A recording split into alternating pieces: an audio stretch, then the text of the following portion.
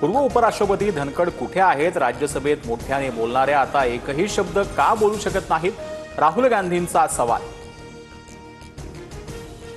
केंद्रीय गृहमंत्री शहांकडून लोकसभेत 130वे घटना दुरुस्ती विधेयक सादर। गंभीर गुन्ह्यांमुळे अटक झालेल्या किंवा ताब्यात घेतलेल्या नेत्यांना पदावरून हटवण्याची तरतूद।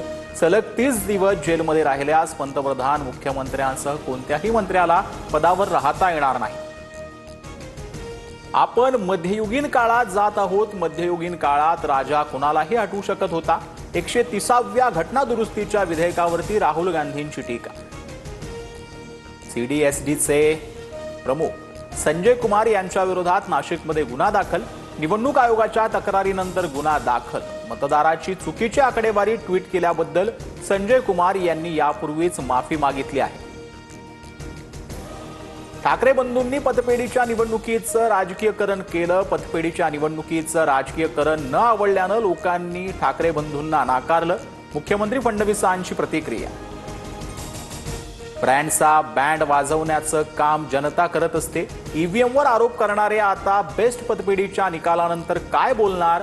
उपमुख्यमंत्री एकनाथ शिंदेंचा ठाकरे बंधूंसह विरोधकांवर निशाणा।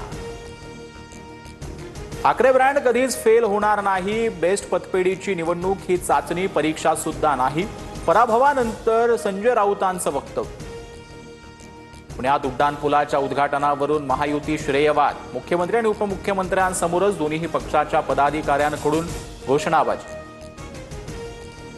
यवतमाळमध्ये रेल्वेच्या खड्ड्यातील पाण्यात बुडून 4 अल्पवयीन मुलांचा मृत्यू। दारवा शहरातील रेल्वे स्टेशन परिसरातील खड्ड्यातील पाण्यामध्ये मुलं बुडाली। उजनी धरणातून भीमा नदीत विसर्ग सुरू। 1,30,000 क्युसेक्सनं विसर्ग सुरू असल्यानं भीमा नदीकाठच्या नागरिकांना सतर्कतेचा इशारा। नाशिकमध्ये गोदावरी नदीच्या पाणी पातळीत वाढ। दुतोंड्या मारुतीच्या कमरेपर्यंत पाणी। गंगापूर धरणातून 6,340 क्युसेक्स पाण्याचा विसर्ग। रामकुंड आणि गोदाघाट परिसर पाण्याखाली। वैतरणा नदीला पूर। पालघर जिल्ह्यातील मनोरला मुंबई अहमदाबाद महामार्गाशी जोडणारे रस्ते पाण्याखाली। मनोर गावाच्या जिल्ह्याशी संपर्क तुटलाय। लाडकी बहीण योजनेचा लाभ घेणाऱ्या सरकारी महिला कर्मचाऱ्यांवर कारवाई होणार। ग्रामविकास विभागाकडून स्थानिक प्रशासनाला कारवाईचे आदेश। पर्युषण काळात मुंबईत 2 दिवस कत्तलखाने बंद राहणार। कत्तलखाने बंद ठेवण्यासाठी अकबराला पटवणं सोपं, पण सरकारला नाही। अकबरांनी हे पर्युषण काळात कत्तलखाने बंद ठेवले। संपूर्ण पर्युषण काळात कत्तलखाने बंद ठेवा। जैन समाजाची हायकोर्टात याचिका। वंताराच्या टीमकडून कोल्हापुरातील नान्नी मठाच्या जागेची पाहणी। माधुरी हत्तीनीसाठी नान्नी मठात पुनर्वसन केंद्र उभारण्यात येणार। मुंबई गोवा राष्ट्रीय महामार्गावर गणेशोत्सवादरम्यान अवजड वाहनांना वाहतूक बंदी। 23 ऑगस्ट ते 28 ऑगस्ट दरम्यान अवजड वाहनांना बंदी। Truck, multi axle, trailer, lorry आदी वाहनांचा समावेश।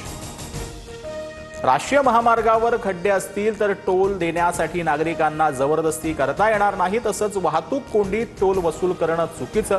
केरळमधील पालेयक्वारा या टोल प्लाझा बंद करण्याच्या प्रकरणात सुप्रीम कोर्टाचं निरीक्षण। सुप्रीम कोर्टाकडून केरळ हायकोर्टाचा निर्णय कायम।